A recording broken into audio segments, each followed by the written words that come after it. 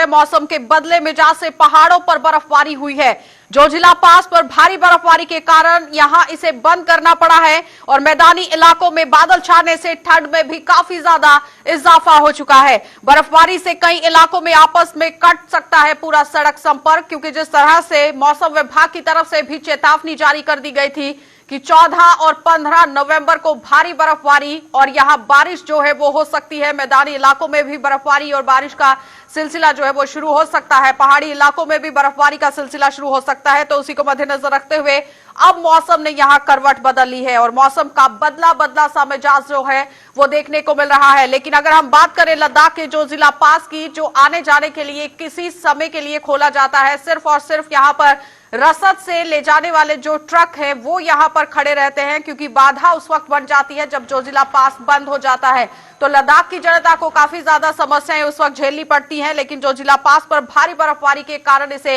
बंद करना पड़ा है और मैदानी इलाकों में भी बादल छाने से ठंड में काफी ज्यादा इजाफा देखा गया। आप अपनी टीवी स्क्रीन पर साफ देख सकते हैं किस तरह से बर्फबारी का सिलसिला शुरू हो चुका है, क्योंकि मौसम विभाग की तरफ से पहले से ही पूरी चेतावनी जो है वो जारी कर दी गई थी कि 14 नवंबर और 15 नवंबर से ही बर्फबारी का सिलसिला पहाड़ों पर शुरू हो जाएगा और मैदानी इलाकों में भी बारिश जो है वो देखी जा सकती है। तो जाहिर तौर पर जम्मू कश्मीर के अंदर भी आप देखिए कि किस तरह से बर्फबारी का सिलसिला शुरू हो चुका है। लद्दाख के अंदर बर्फबारी का सिलसिला शुरू हो चुका है, जिससे जोजिला पास को बंद करना पड़ा है। और साथ ही साथ अगर हम ये देखें कि बर्फबारी से कई इलाकों का संपर्क जो है वो सड़क से कट सकता है, क्योंकि बर्फबारी जिस तरह से हो रही है वो देखते ही बन रहा है। लेकिन एक तरफ खूबसूरती का नजारा भी है। सीधा रुख करेंगे कश्मीर का, हमारे साथ इरफान फाजिल हमारे संवाददाता जुड़ चुके हैं। इरफान, जिस तरह से मौसम विभाग की तरफ से भी चेतावनी जारी की गई थी कि 14 और 15 नवंबर को भारी बर्फबारी और बारिश देखी जा सकती है, क्या सूरत हाल इस वक्त?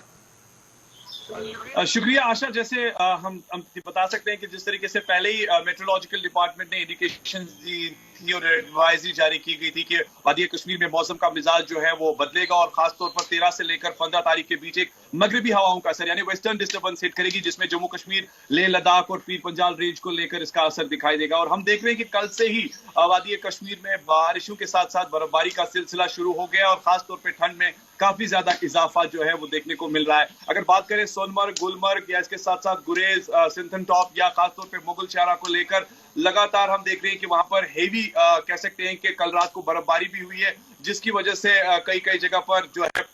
जनजीवन मुतासिर हुआ है। अगर हम प्लेन्स को लेकर बात करें तो प्लेन्स के साथ साथ वादी कश्मीर में बारिशों का सिलसिला भी जुड़ा था, जिसमें आज हम देख रहे हैं कि वादी कश्मीर में हल्की हल्की बारिश अभी भी हो रही है, मगर चेतावनी जो है वो बराबर ये जानना चाहें कि जिस तरह से मौसम के हवाले से ही बातचीत हो रही है, लेकिन जम्मू कश्मीर के अंदर अगर हम कश्मीर की बात करें तो वहां पर टूरिज्म जो है वो इन दिनों में काफी ज्यादा पनपता है। क्या लगता है कि टूरिज्म सेक्टर में इस बार बढ़ावा होने वाला है? बाहर से पर्यटक यहाँ पहुंचने वाले हैं बर्फ का नजारा लेने के लिए? देखिए आशा, यहाँ पर मैं टूरिज्म सेक्टर को लेकर एक बात जरूर जोड़ना चाहूंगा कि अगर देखा जाए तो जबकि यहाँ पे बर्फबारी का सिलसिला जुड़ता है तो no doubt corner to corner world से यहाँ पर टूरिस्ट आते हैं, मगर पैंडेमिक की सिचुएशन में काफी ज्यादा जो है सिचुएशन अभी डाउनफॉल है। मगर इसके साथ साथ अगर मैं गुलमर्ग हिल्स को लेकर अफरवट या फिर कोमडूरी की बात करूँ तो कल हमने देखा कि वहां पर कुछ जो है गैर सयाह जो बाहर से यहाँ आए हैं, जो बर्फीले हवाओं का लुत्फ उठा रहे हैं और खासतौर पर टूरिज्म का एक बहुत बड़ा फैक्टर है, क्योंकि अभी आप देख सकते हैं कि अगर स्पेशली दिसंबर के हवाले से मैं बात करूं, जबकि क्रिसमस या न्यू ईयर की धूम जो रहती है, तो वी आर एक्सपेक्टेड कि इस साल थोड़ा सा अगर देखा जाए जो कि कोरोना वायरस में जबकि लॉकडाउन था काफी चीजें मुतासिर हुई, अगर टूरिज्म सेक्टर को लेकर एक अच्छी प्रमोशनल मूव्स को लेकर बात करनी होगी तो this is the right time जबकि टूरिस्ट जो है वो वादी कश्मीर की ओर आ सकते हैं और बर्फीली हवाओं का मजा ले सकते हैं। क्योंकि सुनने में ये भी आया है कि टूरिज्म डिपार्टमेंट की तरफ से कुछ ग्राउंड पर इनिशिएटिव्स जो है वो लेने जा रहे हैं, खासतौर पर अगर हम on the eve of Christmas या न्यू ईयर की बात करें, क्योंकि बर्फीले हवाओं के साथ साथ हमने ये भी देखा कि सयाहत को एक काफी ज्यादा बढ़ावा मिल सकता है, जो पिछले 370 से लेकर कोरोना पैंडेमिक में लगातार जारी है। और 15 नवंबर की बात कही गई थी तो जाहिर तौर पर जम्मू कश्मीर की जनता के लिए ये काफी अच्छे दिन रहेंगे, क्योंकि अगर पर्यटक बाहर से यहाँ पर पहुंचता है तो जाहिर तौर पर जिन लोगों का दारोमदार जो है वो टूरिज्म पर यहाँ निर्भर करता है तो उनके दिन अब फिरने वाले हैं। लेकिन लद्दाख की अगर हम बात करें, जोजिला पास को यहाँ बंद कर दिया गया है क्योंकि बर्फबारी का सिलसिला शुरू हो चुका है। क्या लगता है कितनी गाड़ियां वहां पर फंसी हो सकती है और कितना खामियाजा जो है वो लद्दाख की जनता को भुगतना पड़ सकता है? देखिए, बात करें लद्दाख और साथ ही साथ जोजिला टॉप जो कि है मैक्सिमम हम देखते थे जब भी हैवी बर्फबारी होती है तो उसके बाद जो है जनजीवन काफी ज्यादा मुतासिर होता है और काफी ज्यादा जो एडवाइजरी या प्रिकॉशनरी मेजर्स को लेकर पहले भी ट्रैफिक डिपार्टमेंट की तरफ से एडवाइजरी जारी की गई थी। खसूसन 13 से लेकर 15 के बीच कोई ट्रैवल ना करें। अब जो वहां पर मुतासिर जो गाड़ियां जो दरमांदर मुसाफिर गाड़ियां जो है वो वहां पे फंसी पड़ी हुई है। अब कोशिश डिपार्टमेंट की तरफ से भी है कि जल्द से जल्द स्लो क्लियरेंस की जो हाई एंड मशीन है उन्हें लगाया जाए ताकि जितनी भी गाड़ियां वहां फंसी है वो उनका एक्सेस मिले। और मगर ये भी हम कह सकते हैं कि ये एरिया जो है कंप्लीटली कवर्ड रहता है, जबकि पहला इफेक्ट जो है सोनमर्ग या जोजिला पर ही दिखाई देता है क्योंकि इस रेंज पर मैक्सिमम स्नोफॉल होता है जिससे मैक्सिमम लाइफ जो है वो काफी ज्यादा मुतासिर हो जाती है। बड़ी बात यहाँ पर यह भी है कि ये कोई पहला मौका तो नहीं है कि बर्फबारी का सिलसिला शुरू होता हो। हर साल इस तरह से बर्फबारी जो है वो देखी जाती है। लेकिन अगर हम ट्रैफिक विभाग की बात करें, किस तरह से वो काम करता हुआ दिख रहा है ग्राउंड पर? देखिए, ट्रैफिक डिपार्टमेंट की अगर मैं बात करूं या हाई एंड ऑपरेशन मशीन्स जो स्लो क्लियरेंस को लेकर लगाई जाती है उनके दावे जो है बड़े बड़े बुलंद होते हैं। पहले अगर देखा जाए जबकि वो कहते हैं कि ऑन टोज हमारी जो ड्यूटी है या हमारी जो मशीन्स है वो ऑन टोज रहेगी, मगर हम देखते हैं कि कई कई जगह पर ये सारी चीजें डिफंक्ट भी हो जाती है जिससे खासतौर पर एक आम इंसान का जनजीवन खराब हो जाता है। क्योंकि अभी अभी हमने भी देखा कि पहले गवर्नमेंट की तरफ से जो पहले ही कुछ खबरें आ रही थी कि ऑन टोज जो है डिपार्टमेंट है और जनजीवन जो है वो मुतासिर नहीं होगा, मगर हाई अपर रीजस या खासतौर पे हिली एरियाज को लेकर जो लोग रहते हैं उनके लिए इस वक्त एक काफी ज्यादा हैक्टिक टर्बुलेंस रहता है। क्योंकि इस तरह की जब सिचुएशन होती है तो वहां पर वो अक्सर बेशतर गवर्नमेंट के हवाले से बातें करते हैं कि पहले तो बताया गया था मगर जमीनी सतह पर काम बहुत कम हो रहा है। इरफान, पूरी बातचीत के लिए तो फिलहाल आपने देखा कि हमारे संवाददाता कश्मीर से इरफान फाजिल हमारे साथ जुड़े हुए थे जो हमें मौसम से संबंधित पूरी जानकारी यहां पर दे रहे थे। क्योंकि मौसम विभाग की तरफ से चेतावनी तो जारी कर दी गई थी कि 14 और 15 नवंबर को भारी बर्फबारी और बारिश देखी जा सकती है। लेकिन पर्यटकों के लिए अगर बाहर से यहां पर पर्यटक पहुंचते हैं तो जम्मू कश्मीर की जनता के दिन जो है वो फिरने वाले हैं। क्योंकि दारोमदार जिन लोगों का टूरिज्म पर निर्भर करता है, पर्यटकों पर निर्भर करता है, वो बहुत जल्द अब बढ़ने वाला है। लद्दाख की अगर बात की जाए तो जाहिर तौर पर वहां पर मुस्तैद है हर एक कंपनी और काम करने की कोशिश की जा रही है। चलिए बढ़ जाते हैं आगे और दूसरी खबर के हवाले से बात कर लेते हैं। क्योंकि दीपावली के अवसर पर पटाखे फोड़ने का शौक कुछ लोगों को महंगा पड़ गया। बीती रात पटाखे चलाते हुए जम्मू और इसके आसपास के इलाकों में करीब 18 लोग झुलस गए हैं। इन सभी को इलाज के लिए जम्मू के जीएमसी अस्पताल में भर्ती करवाया गया और झुलसे हुए इन लोगों में अधिकतर संख्या में युवा बताए जा रहे हैं।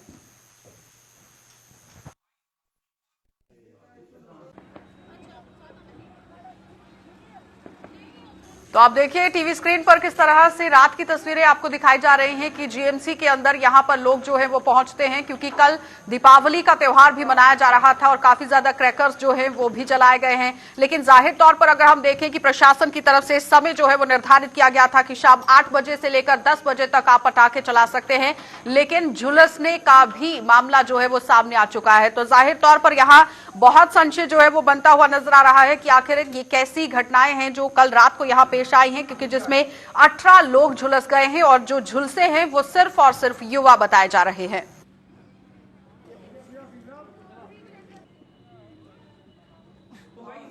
चलिए एक और बड़ी खबर से आपको रूबरू करवा देते हैं। गुपकार अलायंस को मद्देनजर रखते हुए बड़ी खबर जो है वो अब सुर्खियां बटोरती हुई नजर आ रही है। गुपकार गठबंधन में गतिरोध खत्म होने का नाम नहीं ले रहा है और अब डॉक्टर फारूक अब्दुल्ला ने पूरी तरह से कमान संभाल ली है। डॉक्टर फारूक अब्दुल्ला की अगुवाई में गुपकार गठबंधन की बैठक चल रही है और टिकटों के बंटवारे को लेकर यहां तालमेल नहीं बनता हुआ नजर आ रहा है। यानी कहने का तात्पर्य यह है कि गुपकार गठबंधन के अंदर दिन ब दिन मतभेद जो है वो पनपते हुए नजर आ रहे हैं और गतिरोध की वजह से मुजफ्फर बेग ने भी पार्टी से इस्तीफा दे दिया है। बड़ा झटका पीडीपी पार्टी को भी यहां लगता हुआ, क्योंकि जाहिर तौर पर मुजफ्फर बेग जो है वो सीनियर लीडर माने जाते हैं पीडीपी पार्टी के। और जब से पीडीपी पार्टी वजूद में आई है 1998 को पीडीपी पार्टी की स्थापना हुई थी, उसी समय से मुजफ्फर बेग पीडीपी पार्टी के साथ जुड़े हुए थे। लेकिन आप यहां ये समझिए कि अगर इतना बड़ा चेहरा पीडीपी पार्टी से किनारा करता हुआ नजर आया है तो जाहिर तौर पर गुपकार गठबंधन पर सवालिया निशान लगता हुआ नजर आ रहा है।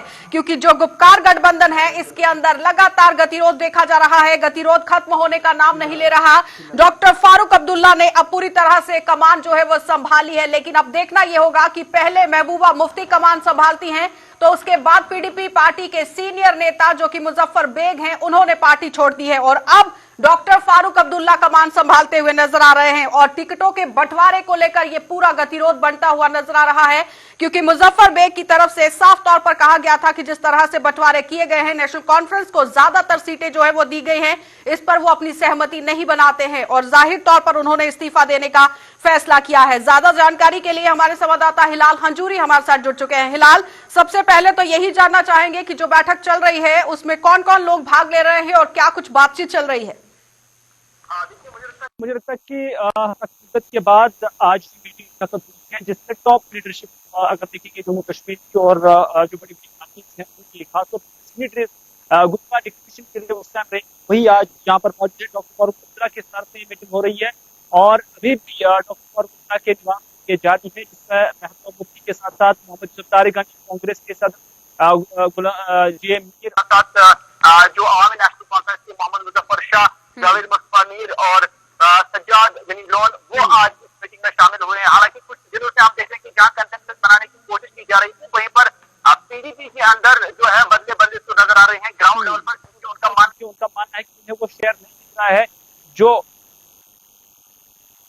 को, क्योंकि जब से पीडीपी पार्टी अस्तित्व में आई है तभी से मुजफ्फर बेग पीडीपी पार्टी के साथ जुड़े हुए हैं, यानी वो एक सीनियर नेता का ओहदा रखते हैं और शायद किस तरह से इस्तीफा देने की बात कही गई है वो जनता के सामने लाना बहुत जरूरी है, क्योंकि आपसी सहमति तालमेल जो है वो पीडीपी पार्टी के अंदर बनता हुआ नजर नहीं आ रहा है।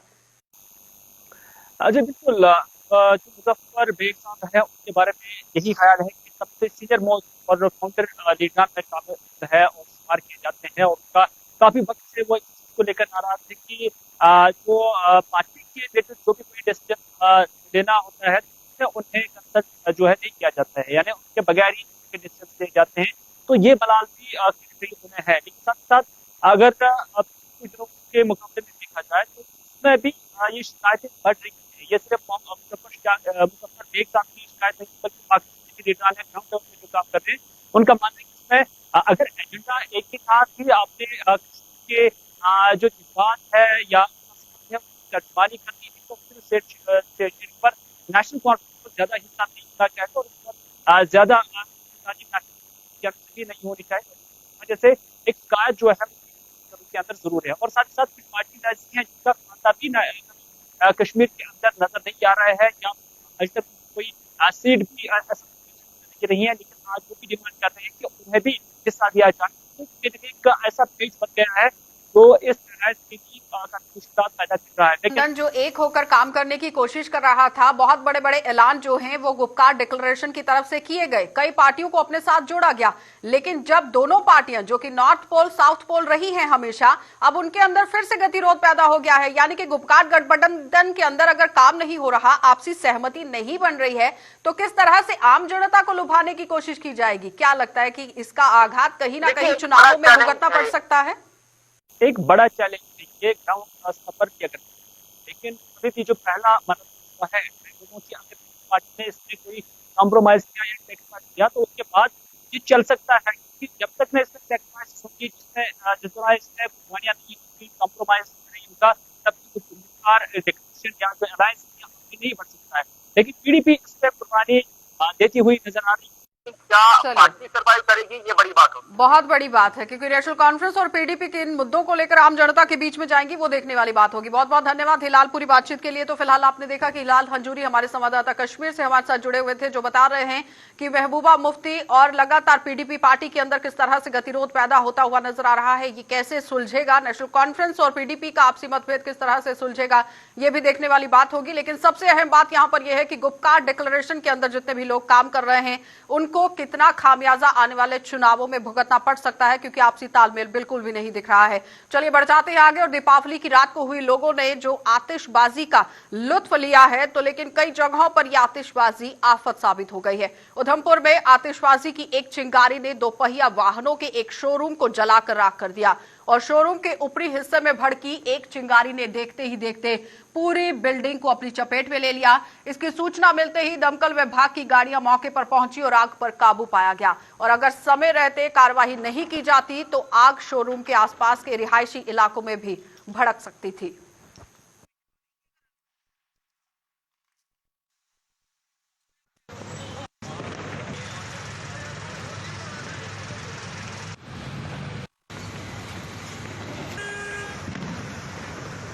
तकरीबन 1 घंटे पहले कॉल आता है कि ऐसे बिल्डिंग में आग लगी। आई थिंक दिवाली का पर्व है, लोग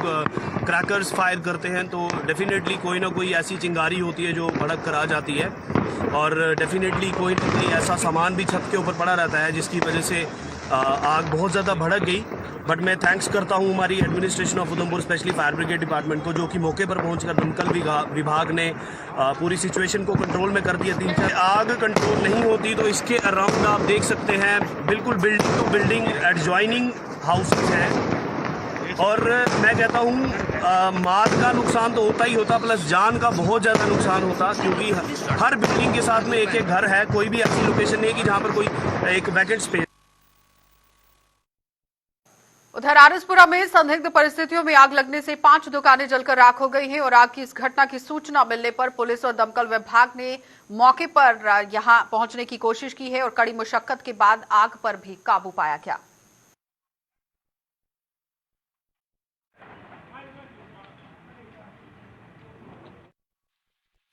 चलिए तो एक और बड़ी खबर से आपको रूबरू करवा देते हैं, क्योंकि पीडीपी पार्टी को बड़ा झटका लगता हुआ नजर आ रहा है। मुजफ्फर बेग ने पार्टी से किनारा कर दिया है। कश्मीर में पीडीपी के संस्थापक सदस्य रहे मुजफ्फर बेग ने पार्टी को छोड़ दिया है। ये बड़ा झटका पीडीपी पार्टी के लिए, और डीडीसी पोल में सीट बंटवारे को लेकर असंतोष के बाद यहां इस्तीफा दिया गया, और पीडीपी के संस्थापक सदस्यों में से एक है मुजफ्फर बेग। और जरा सा थोड़ा सा अगर आपको पीछे ले जाए तो आपको यह भी बताते चले कि 1998 में जब पीडीपी पार्टी अस्तित्व में आई थी, उस समय से ही पीडीपी पार्टी के साथ मुजफ्फर बेग जुड़े हुए हैं। लेकिन आपसी तालमेल देखिए आप किस तरह से पीडीपी पार्टी के अंदर नहीं बनता हुआ नजर आ रहा है, जिसमें पीडीपी के अब सीनियर लीडर्स जो हैं वो इस्तीफा देते हुए नजर आ रहे हैं। डीडीसी के चुनाव होने वाले हैं, गुपकार गठबंधन लगातार इस पर काम कर रहा है, लेकिन आपसी सहमति नहीं बनने की वजह से पीडीपी के सीनियर नेता मुजफ्फर बेग ने पार्टी से किनारा कर दिया है। यह बड़ा झटका पीडीपी पार्टी को लगता हुआ, और जाहिर तौर पर अब यहां यह समझिए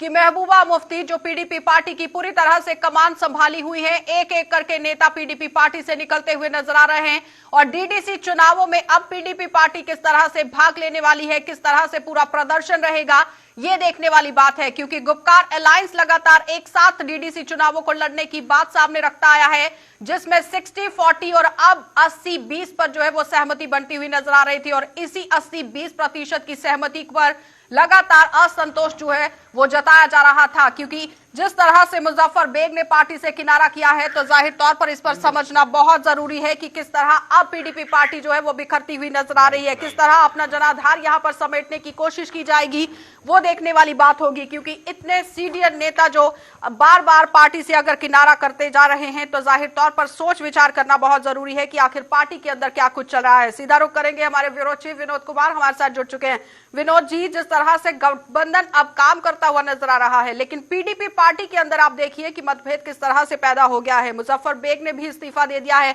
क्या लगता है किस तरह से पीडीपी पार्टी अब अपने जनाधार को संभालेगी? देखिए आशा, मुजफ्फर हुसैन बेग बड़े कद्दावर नेता हैं, और उनका इस्तीफा देना कुछ मायने रखता है, और काफी लंबे समय से वो अपने आप को सफोकेटेड फील कर रहे थे। बड़े फैसलों में उनको इग्नोर किया जा रहा था, और लगातार इग्नोरेंस के चलते वो पहले से ही नाराज थे। अब उनको मौका इस बात का मिला कि गुपकार अलायंस के दौरान जो अलायंस हुआ है उसमें पीडीपी का कद और घटता जा रहा है, और नेशनल कॉन्फ्रेंस पूरी तरह से इस गुपकार अलायंस में हावी होती जा रही है। जो टिकटों का बंटवारा हुआ है वो एक बहाना मिला मुजफ्फर हुसैन बेग को, और मुजफ्फर हुसैन बेग ने तुरंत इस्तीफा दे दिया, और इसकी information PDP president Mehbooba Mufti को भी दे दी। हमारी भी उनसे बात हुई है, उन्होंने कहा कि 3 बजे हम प्रेस से मुखातिब होंगे, और उसमें हम सारी चीज़ें क्लियर करेंगे कि क्या क्या वजूहात रही है। अगर प्रमुखता से आशा आपको वजूहात की बात बताऊं, तो पीडीपी में मुफ्ती मोहम्मद सैयद के बाद मुजफ्फर हुसैन बेग का कद आता था, और इसको फाउंडर मेंबर भी वो रहे हैं। उसके बाद जब सरकार बनती है पीडीपी और कांग्रेस की, और 3 साल का टेन्योर खत्म करने के बाद इनको लगता है कि मुजफ्फर हुसैन बेग और गुलाम नबी आज़ाद तब के तत्कालीन मुख्यमंत्री थे, उनके लाइजनिंग बड़ी अच्छी, ट्यूनिंग बड़ी अच्छी हो गई थी। तब स्वर्गीय मुफ्ती मोहम्मद सैयद ने इनको साइडलाइन करके तारिक हमीद करा को इनकी जगह दी थी। ये तब से भी नाराज थे, लगातार नाराज थे। फिर गुलाम हसन मीर और मुजफ्फर हुसैन बेग को बराबर आंकने की कोशिश की जाती है, उसको लेकर के भी बड़े नाराज थे। बहुत सारी नाराजगियां थी और रफ्ता रफ्ता बोला एक विस्फोट सा बन गया था, जो अब लगता है कि इतनी लंबे समय से चल रही नाराजगियां आज बिल्कुल यहाँ सामने आ चुकी हैं, यानी कि गुस्सा जिस तरह से उनका फूट पड़ा है साफ तौर पर इस्तीफा देकर, क्योंकि इस वक्त चुनावों का भी माहौल था। बहुत बड़ा आघात जो है वो पीडीपी पार्टी को इसकी वजह से भुगतना पड़ सकता है, क्योंकि आम जनता के बीच में जब पीडीपी पार्टी अगर उतरती है, पीडीपी पार्टी के अंदर ही आपसी तालमेल बनता हुआ नजर नहीं आ रहा है, तो किस तरह से विश्वास जो है वो जनता का जीता जाएगा। देखिए, पहले हम बताएं कि जम्मू प्रोविंस में 3 बड़े नेताओं ने पार्टी को छोड़ दिया। पार्टी को छोड़ने के बाद उन्होंने कांग्रेस को ज्वाइन किया। उससे पहले जब अपनी पार्टी का गठन हुआ तो बहुत सारे पीडीपी के नेता अपनी पार्टी में चले गए। अपनी पार्टी के चीफ खुद पीडीपी से ताल्लुक रखते थे, और आहिस्ता आहिस्ता मुजफ्फर हुसैन बेग का भी जाना कहीं ना कहीं जो कैडर होता है, कार्यकर्ता है, उसको डाउट होता है कि आखिर इतने बड़े कद्दावर नेता क्यों छोड़ करके जा रहे हैं, और इस मौके पर छोड़ करके जा रहे हैं जब पार्टी वाकई में बिखरने की कगार पर है। तो ये चिंता का विषय है, और इस इस्तीफे से, मुजफ्फर हुसैन बेग के इस्तीफे से पार्टी को डेफिनेटली डीडीसी चुनाव में नुकसान होगा, और इस नुकसान को सहन करने के लिए पार्टी को तैयार रहना पड़ेगा। क्योंकि मैंने शुरुआत में कहा कि मुजफ्फर हुसैन बेग का एक कद है, वो कद्दावर नेता हैं, उनकी से भी है और वर्कर उनकी सुनते भी है। जी बिल्कुल, क्योंकि 1998 से अगर वो जुड़े हुए हैं पार्टी के साथ, जब पार्टी अस्तित्व में आती है, तो जाहिर तौर पर अगर आप सीनियर नेताओं को इस तरह से नजरअंदाज करते हैं तो गुस्सा सामने आना लाजमी रहता है। लेकिन महबूबा मुफ्ती की अगर हम बात करें विनोद जी, अभी तक उनकी तरफ से कोई प्रतिक्रिया सामने नहीं आई है। देखिए, अभी तक वहां से जो उनके ऑफिशियल स्पोक्स पर्सन है उनकी तरफ से कोई ऐसा नहीं आया कि उनका रेजिग्नेशन ऐसा किया या नहीं है। लेकिन मैंने खुद बात की मुजफ्फर हुसैन बेग से, तो उन्होंने क्लियरली कह दिया कि मैंने पार्टी को छोड़ दिया है। पार्टी की नीतियां और खास तौर पर टिकट डिस्ट्रीब्यूशन को लेकर के जो उनको नजरअंदाज किया गया है, पार्टी को नजरअंदाज किया गया है, इस नाराजगी को बर्दाश्त नहीं किया जा सकता था। इसीलिए उनका यह भी कहना है कि बड़े अरमानों के साथ स्वर्गीय मुफ्ती मोहम्मद सैयद के एक विजन को लेकर के पार्टी का गठन किया गया था। इस पार्टी के गठन मुजफ्फर बेग की तरफ से बयानबाजी भी की गई है, जिसमें वो कहते हुए नजर आ रहे हैं कि नेशनल कॉन्फ्रेंस पार्टी जिस तरह से अपनी ज्यादा सीटें बटोरती हुई नजर आ रही है डीडीसी चुनावों में, वहां पर वो अपनी सहमति नहीं दिखाते हैं, उससे वो संतोष नहीं दिख रहा है, असंतोष में दिख रहे हैं। और उन्होंने पार्टी के आला कमान से भी बातचीत की है, लेकिन इस पर कोई बातचीत नहीं हुई है, कोई रिवर्ट उन्हें जवाब यहाँ पर नहीं दिया गया है, जिसकी वजह से उन्होंने ये कदम उठाया है। मैंने शुरुआत में ही कहा कि मुजफ्फर हुसैन बेग की एक बहाना था उनके पास। उनकी नाराजगी है कि गुपकार अलायंस में प्रमुखता से नेशनल कॉन्फ्रेंस हावी है, यानी डोमिनेट करके रखा हुआ है, और पीडीपी का कद और बोना होता जा रहा है, जिस वजह से उन्होंने रिजाइन दिया है। हालांकि वजूहात मैंने पहले से बता दी कि उनको मेन जो डिसीजन होते थे, बड़े फैसलों में उनको नजरअंदाज किया जाता रहा है, और वो पहले से ही नाराज थे। नाराजगी के और भी मैंने कारण बताया, तारिक हमीद करा बताया, गुलाम हसन मीर बताया, उनको लेट डाउन करने की बात बताई, बहुत सारे कारण, एन नंबर ऑफ कारण थे। वो कारण एक विस्फोट बनते जा रहे थे, और ये मौका मुजफ्फर हुसैन बेग को मिला कि अब मौका है कि पार्टी से रिजाइन कर दिया जाए। ऐसा तो नहीं था कि मौके की तलाश में पहले से थे और जब मौका सामने आया तो उसे हाथ में ले लिया गया। बहुत बहुत धन्यवाद विनोद जी पूरी बातचीत के लिए। फिलहाल आपने देखा कि हमारे ब्यूरो चीफ विनोद कुमार हमारे साथ जुड़े हुए थे, जो पूरी बातचीत हमारे साथ कर रहे थे, पूरी जानकारी हमारे साथ साझा कर रहे थे कि किस तरह से लंबे समय से ही मुजफ्फर बेग जो हैं वो नाराज चल रहे थे, और अब वो मौका था और इस मौके का पूरी तरह से फायदा जो है वो उठाया गया है, पीडीपी पार्टी से किनारा कर दिया गया है। लेकिन अभी तक महबूबा मुफ्ती की तरफ से कोई बयानबाजी निकलकर सामने नहीं आई है कि इस्तीफे को मंजूर किया गया है या नहीं, क्योंकि प्रेस कॉन्फ्रेंस करने की बात कही गई है, तो जाहिर तौर पर प्रेस कॉन्फ्रेंस में ही सामने आएगा कि क्या कुछ पूरा निकलकर बातचीत जो है वो पीडीपी पार्टी करती है। चलिए बढ़ जाते हैं आगे। कारगिल के हवाले से भी बड़ी खबर जो है वो निकलकर सामने आ रही है, जहां पर कारगिल डेमोक्रेटिक अलायंस ने यहां स्टेटहुड का दर्जा मांगा है और अलायंस ने यूटी को सिरे से खारिज कर दिया है। स्टेटहुड का दर्जा मिलने तक संघर्ष यहां पर जारी रखने वाले हैं ये लोग, क्योंकि कुछ रोज पहले ही गुपकार अलायंस ने कारगिल के नेताओं से बातचीत की थी, और जाहिर तौर पर यह समझिए कि गुपकार डिक्लेरेशन जिस तरह से काम करता हुआ नजर आ रहा है, अब कारगिल डेमोक्रेटिक अलायंस भी उसी तरह से काम करता हुआ नजर आ रहा है, क्योंकि स्टेटहुड का दर्जा यहां मांगा गया है और अलायंस ने यूटी को सिरे से नकार दिया है। यानी उन्होंने कह दिया है कि उन्हें यूटी नहीं चाहिए, केंद्र शासित प्रदेश लद्दाख नहीं चाहिए, उन्हें अलग से राज्य का दर्जा चाहिए और स्टेटहुड का दर्जा मिलने तक वो संघर्ष यहां पर जारी रखेंगे। इससे पहले थोड़ा सा समझिए कि नेशनल कॉन्फ्रेंस पार्टी की तरफ से उमर अब्दुल्ला, जो कि पूर्व मुख्यमंत्री रह चुके हैं जम्मू कश्मीर के, वो कारगिल दौरे पर पहुंचते हैं और Gupkar alliance for Gupkar declaration के मद्देनजर रखते हुए पूरी जो एक कवायद है वो चलाने की कोशिश की जाती है और कारगिल के अंदर हर एक नेता ने उन्हें अपना योगदान दिया था। लेकिन आप यहां देखिए कि कारगिल डेमोक्रेटिक अलायंस ने अब स्टेटहुड के दर्जे की मांग कर दी है और उन्होंने साफ कह दिया है कि जब तक उन्हें राज्य का दर्जा नहीं दिया जाएगा वो लोग सड़कों पर रहेंगे, संघर्ष करेंगे। तो जिला राजौरी के थाना मंडी इलाके में ना तो बस स्टैंड है और ना ही पार्किंग की कोई व्यवस्था, और पार्किंग की व्यवस्था ना होने से स्थानीय लोगों में खासतौर पर व्यापारी वर्ग को कई दिक्कतों का सामना करना पड़ रहा है। उनका कहना है कि आज तक की सभी सरकारें यहां पर थाना मंडी के साथ सौतेला व्यवहार करती आई हैं और हमारे संवाददाता जमशेद मलिक ने व्यापारियों से भी खास बातचीत की है, ग्राउंड का पूरा जायजा लिया है। क्या कुछ वो पूरी जानकारी दे रहे हैं, देख लीजिए। राजौरी को वादिया कश्मीर से जोड़ने वाली मुगल शाहरा पर इस वक्त हम खड़े हैं, थाना मंडी के मकाम पर, जहां लोगों की शिकायत रही है कि थाना मंडी में बस स्टैंड के साथ साथ यहां पार्किंग की भी बहुत ज़्यादा किल्लत है, यहां जिस कारण यहां के ताजरों को भी काफ़ी मुश्किलात का सामना करना पड़ता है। एक ताजिर है हमारे साथ, इनसे जानेंगे कि पार्किंग ना होने के कारण इनके कारोबार पर कितना फ़र्क पड़ता है और बस स्टैंड ना होने के कारण भी कितना नुकसान यहाँ के लोगों को उठाना पड़ता है। सर, बस स्टैंड ना होने के कारण और सबसे बड़ी किल्लत जो देखने को मिली थाना मंडी के पार्किंग ना होने के कारण, कितने आपके कारोबार पर असर पड़ता है इस पर? सबसे पहले मैं आपके चैनल गुलिस्तान न्यूज़ का तमाम सरजमीन थाना मंडी के अवाम की तरफ से तहे दिल से उसका शुक्रिया अदा करता हूं और मशकूर हूं कि आप हर 10 दिन, 20 दिन, महीने, 15 दिन के अंदर अंदर पब्लिक की आवाज़ सरकार तक, डिस्ट्रिक्ट एडमिनिस्ट्रेशन तक पहुंचाते हो। हम पुरजोर आपका थाना मंडी की सरजमीन पर स्वागत करते हैं और तहे दिल से आपका शुक्रिया अदा करते हैं। एक तरफ से शुक्रिया नहीं भी है क्योंकि आपका फर्ज बनता है अवाम की आवाज को सरकार तक पहुंचाना। आपके चैनल के वसादत से मैं district administration, district development commissioner, उनसे यह गुजारिश करना चाहता हूं कि थाना मंडी के साथ, थाना मंडी के अवाम के साथ, इस सरजमीन के साथ, बाबा गुलाम शाह बादशाह की सरजमीन के साथ सौतेली मांग का सलूक किया जाता है और 70 सालों से थाना मंडी के साथ सौतेली मांग का सलूक किया जाता है और किया जाता रहा है। यहां सबसे पहले मैं व्यापार मंडल का जनरल सेक्रेटरी शमशीर अहमद लोन तमाम दुकानदारों की आवाज बनकर बोल रहा हूं कि सबसे बड़ा मसला यहां पार्किंग का है और पार्किंग की वजह से हम दुकानदार दिन ब दिन मफलूज होते जा रहे हैं।